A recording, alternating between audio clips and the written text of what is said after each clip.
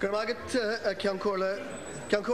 the past couple of weeks, since I announced the government's plans for a programme of state asset disposals, there's been a lot of misinformation circulating about the government's intentions with regard to asset disposals and the impact of any such disposals. From the outset, claims have been made by some that the government was selling off key strategic infrastructural assets, that we would end up selling off these assets in a fire sale situation, and that what the government proposed to do was not in the national interest. Sorry, Mr. Minister. Sorry, could we have some quiet, please? If you have conversations to make, could you please make them outside the chamber? Minister. Deputies, please, could you desist from conversation while the Minister is speaking, while the debate is going on? Thank you. Minister. I've heard the traditional criticism that once the government contemplates disposing of any state asset, this is likened to selling off the family silver. In reality, what family, if faced with real financial difficulties and a substantial amount of debt, would not consider whatever assets it had and whatever investments it had to see if they could draw on some of them to reduce their immediate vulnerability? We as a nation are in just such situation. Our outgoings continue to greatly exceed our income in the form of taxes and other revenues, and we are dependent, as every member of the House knows, on funding from the EU IMF to meet our day-to-day funding needs. In return, we are required to implement a programme of fiscal reform that will bring our budget back into balance over a period of time, which we will do. However, as part of this programme, and as we had already agreed in the negotiated programme for government between Fine Gael and the Labour Party, we are also committed to reviewing our portfolio of state assets and releasing value from some of these assets at this time of national need, but only on a basis that achieves fair value for the state from any assets that are to be sold, and also in a way that does not damage our prospects for recovery and for future economic growth. I've heard deputies opposite point out that the semi-state companies involved have contributed hugely to our economic development in the past. On that, I would strongly agree. They have indeed been significant contributors to our economic development down the decades.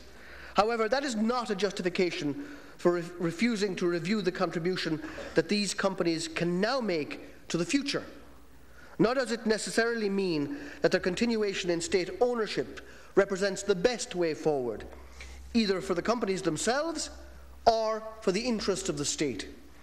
Time does not stand still, nor can we be prisoners of the past. Take Bord Gáis, for example. It has built up a very successful electricity generation and supply business, and is now a very valuable asset within the state's portfolio of assets. However, from a strategic point of view, the question would have to be posed as to why it is necessary, or indeed in the best interests of the state, to have two significant electricity generators and generation and supply businesses, both in public ownership, which are effectively in competition one with the other. Opposition deputies have also drawn comparison with the privatisation of Eircom, where the telecommunications network itself was sold. The government is very conscious of the fallout from the Eircom experience, and the programme for disposals that I announced are crafted carefully to ensure that such dangers are avoided in this particular set of measures, and that the mistakes that are self-evident to everybody in the House that were made in relation to Eircom and to previous privatisations are not repeated this time. In that regard, I've already made it crystal clear the government has no intention of selling off strategic infrastructural assets. We've agreed to sell Bord Gáis Éireann's energy business. Its gas transmission and distribution systems, including the two gas interconnectors, are not for sale. We've agreed to sell some of the ESB's non-strategic power generating capacity in order to reduce the ESB's market dominance, which is part of the strategy of keeping the ESB as a vertically integrated company in state ownership. Otherwise, that itself would be under threat. And it also gives us the opportunity, when we have a critical mass of alternative generating capacity to the ESB to have real competition to benefit the entire economy in the future.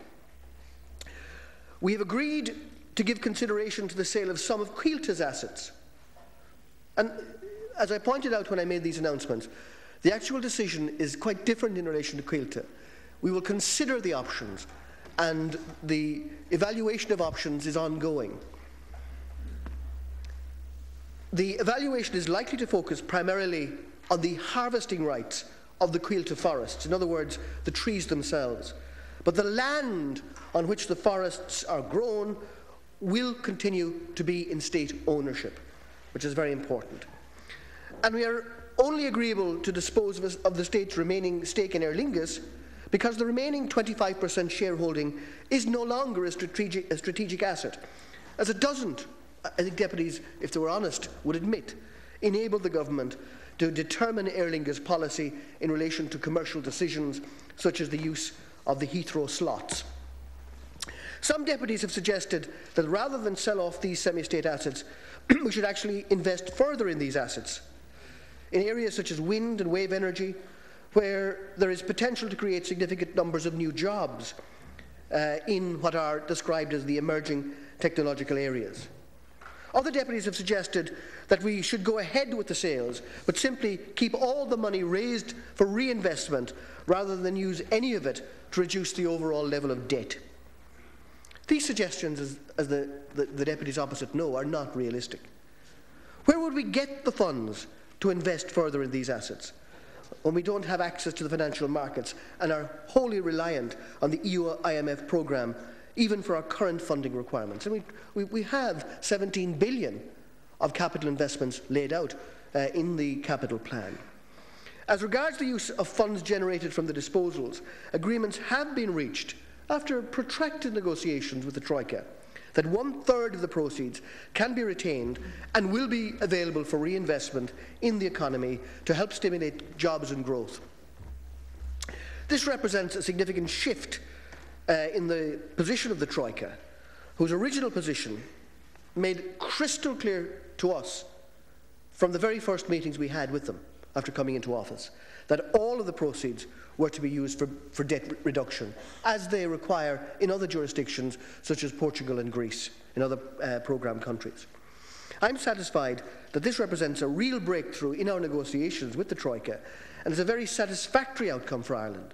It offers the potential for the government to have access to up to €1 billion for such needed investment in the very areas that members opposite have pointed out. Of course, I should also mention in this regard, the government has also reformed the manner in which the state, as shareholder, engages with its key semi-state companies. Last year, the government established New Era, which is now taking a proactive role in overseeing corporate governance from a shareholder perspective of all the commercial semi-states in the energy area, including ESB, Airgrid, Bord Gas, Bord Namona and Coilte. New Era is now advising ministers in relation to proposals for new capital investments by these companies. He's involved in advising us on the approval of borrowings, dividend policies and so on. New Era is also working closely with the Strategic Investment Fund and the National Pension Reserve Fund to ensure that potential commercial investment opportunities are identified and fully exploited.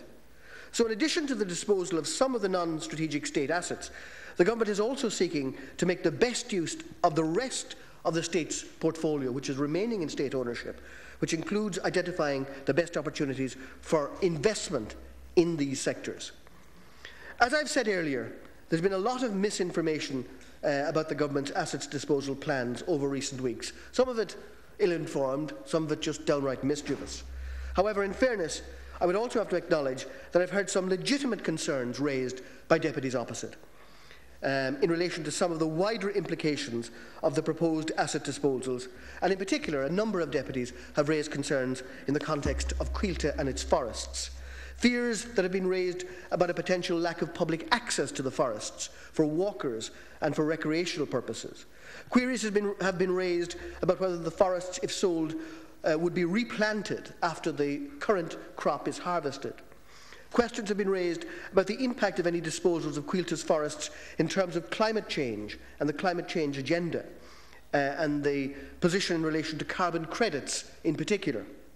More generally, questions have been asked about whether the government have engaged with the staff interests in the companies involved in relation to our plans. I acknowledge and accept that these are all genuine and real issues, and I accept that they need to be addressed. And I can assure the House, Lascian Corla, that these issues were already identified in the preliminary analysis undertaken by government by the Interdepartmental Working Group, which reported to ministers in December last. That group considered a range of state assets identified by government as potential candidates for disposal, which included Cuilta. I can confirm that the government is conscious of all the issues I've outlined, and that these will be taken into account before final decisions are arrived at by government in relation to what assets of Cuilta are to be sold and in the manner of the sale.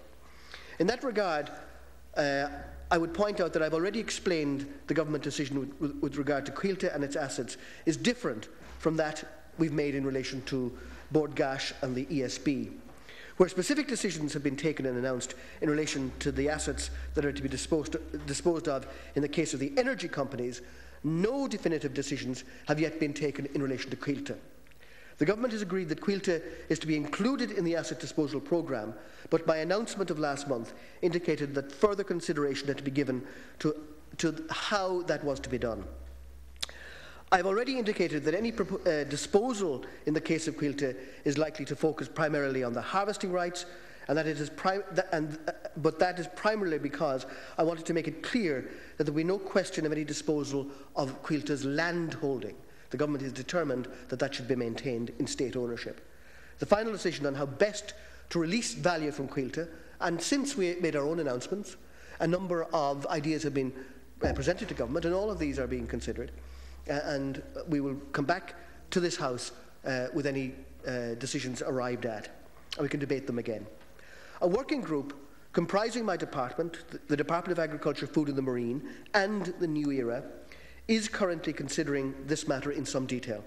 New Era is preparing a valuation of the company and its assets, and the working group will report back to ministers by the end of this month with the outcome of this assessment.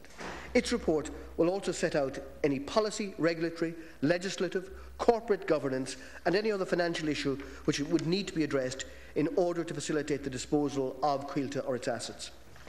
On completion of this report, together with similar reports also being prepared on Bord Gáis Energy and the ESB's non-strategic power generating capacity, the government will be able to make further decisions in relation to how best to proceed in the implementation phase of the asset disposal programme announced. I can assure the House that the government will ensure that all of the implications of each asset disposal will be individually and carefully considered, with a view to mitigating any potential negative impacts associated with these disposals. This will include ensuring the continuity of access to the forests as a public amenity, which is highly valued by this government. International investors are again beginning to look favourably on Ireland's long-term growth and prospects. The indications are, therefore, that there should be significant interest in investment opportunities in this state. We hope and fully expect to benefit from this renewed international interest as our state assets are prepared to be brought onto the market. I am confident that we'll be able to secure good value for the assets which we put on the market. And let me conclude by simply saying this. As I indicated previously, there will be no fire sales. And if we are, as a government, not convinced that any particular asset is achieving fair and good value for the Irish taxpayer, then those assets will not be sold.